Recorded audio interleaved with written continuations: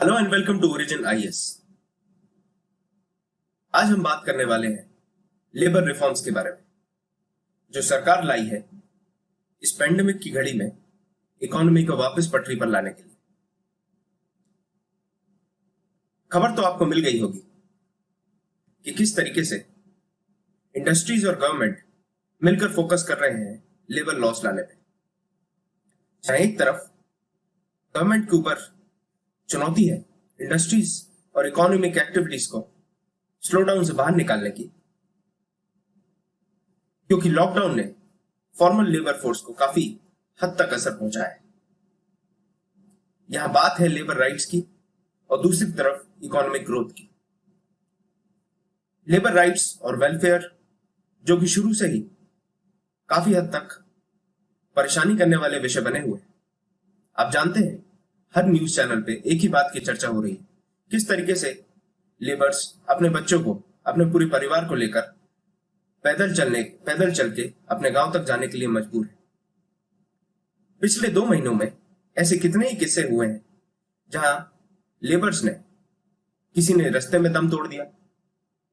हम वीडियोस देखते हैं एक बिलखते हुए बच्चे के, जब उसकी मां स्टेशन पर पड़ी है।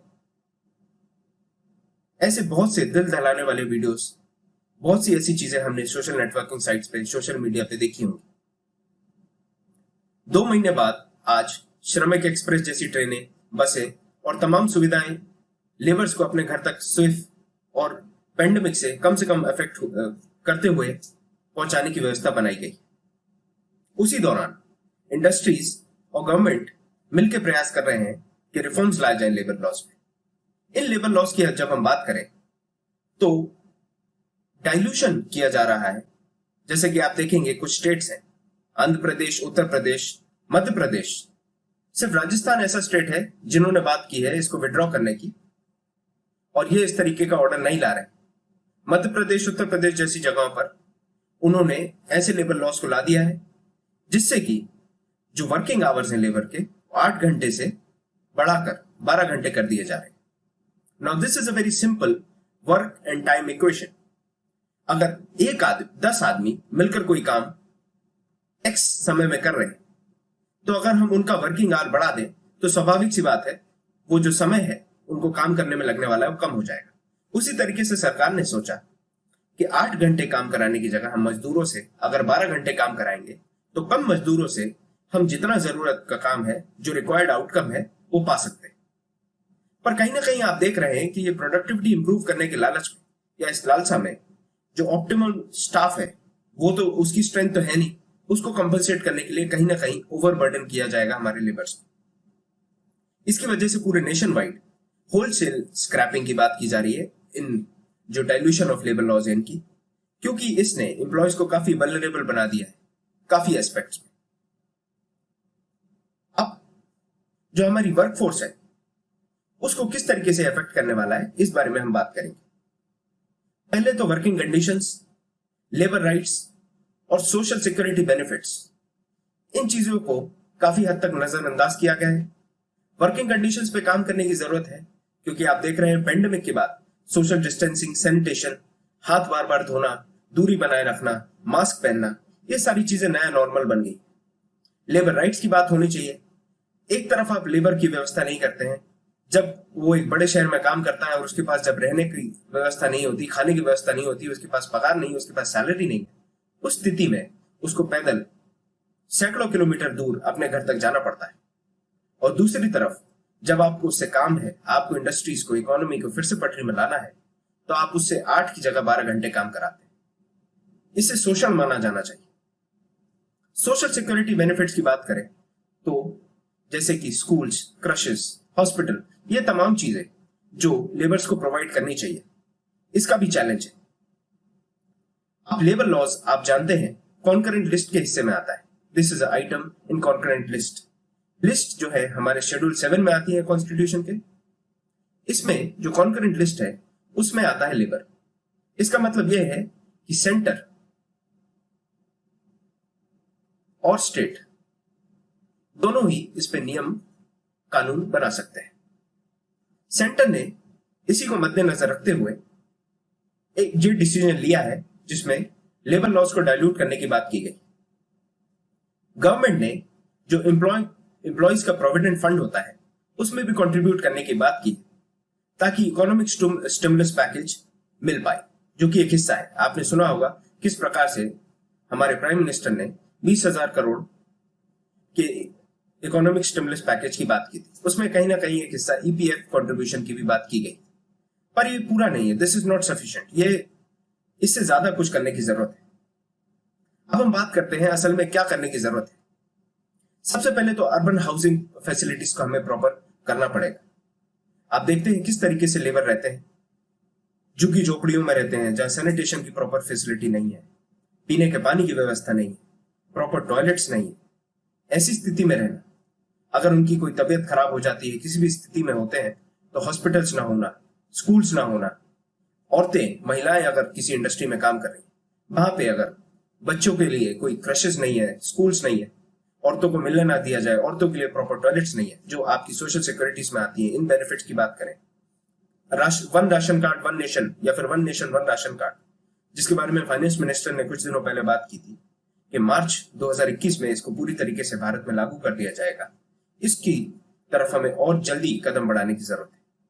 इंडस्ट्रियल हाउसिंग की बात करें तो इंडस्ट्रीज को वेल वेंटिलेशन करने की जरूरत है, लाइटिंग फैसिलिटीज प्रॉपर करने की जरूरत है, वाटर फैसिलिटीज, हाथ धोने के लिए प्रॉपर पानी, साबुन, सैनिटाइजर, इन तमाम चीजों की जरूरत है। सोशल डिस्टेंसिंग बढ़ाने की जरूरत है, क्योंकि अगर इंडस्ट्री में वेंटिलेशन नहीं है और अगर एक आदमी भी अफेक्टेड है कोरोना से, तो ये सारे लोग अफेक्टेड हो सकते हैं। इसीलिए ये बहुत बड़ा चैलेंज है कि इंडस्ट्रीज भी प्रॉपर हाउसिंग फैसिलिटीज रखे, वेंटिलेशन, सैनिटेशन।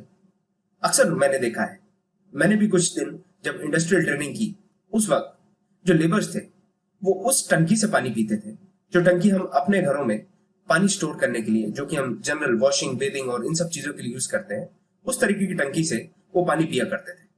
इस स्थिति में कोरोना के अलावा भी दूसरी बीमारियां होने का बहुत बड़ा चैलेंज है। आगे मिनिमम वेजेस स्टैंडर्ड्स ये फिक्स करने की जरूरत है, क्योंकि आप देखें केरला में जहां मिनिमम वेजेस हाईएस्ट है, वहीं नॉर्थ ईस्ट में मिनिमम वेजेस लोएस्ट है। ऑल ओवर कंट्री ये जरूरी हो जाता है कि एक प्रॉपर स्टैंडर्ड हो, जिससे वेजेस में ज्यादा वेरिएशन ना आए। आगे बात यह है कि हमें इंस्पायर और मोटिवेट करने की जरूरत पड़ेगी लेबर्स को, क्योंकि जिस तरीके से वो अपने मन से हार कर इन बड़ी सिटियों से, दिल्ली से, बॉम्बे से, सूरत से और तमाम बड़े शहरों से ये वापस लौटे हैं, जिस तरीके से उन्होंने पैदल पलायन किया है इस महामारी के दौर में, उसने इनके अंदर के जज्बे को मार दिया है।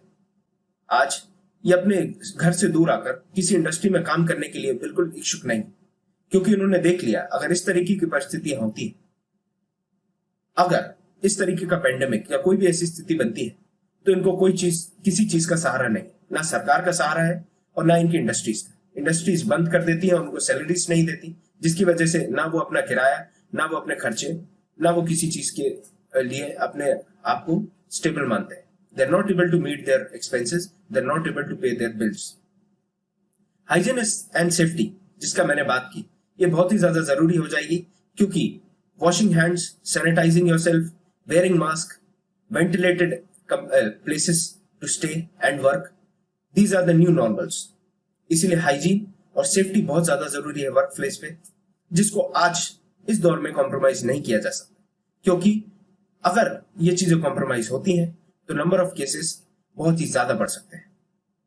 आखिर में हमें इंटरस्टेट माइग्रेंट्स जो है, उसका जो एक्ट है 1979 का, इंटरस्टेट माइग्रेंट वर्कमैन एक्ट, इसके ऊपर दोबारा सोचने की जरूरत है, दोबारा इस पर विचार करने की जरूरत है, इसको रिव्यू करने की जरूरत है।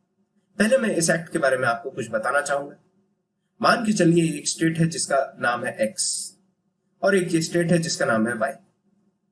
अगर एक्स स्टेट में एक कंपनी है या एक फैक्ट्री, एक इंडस्ट्री है जिसमें required amount of skilled labour नहीं है, तो दूसरे स्टेट से, स्टेट वाई से स्टेट एक्स में लेबर्स को आप बुला सकते हैं या फिर आप एम्प्लॉय कर सकते हैं।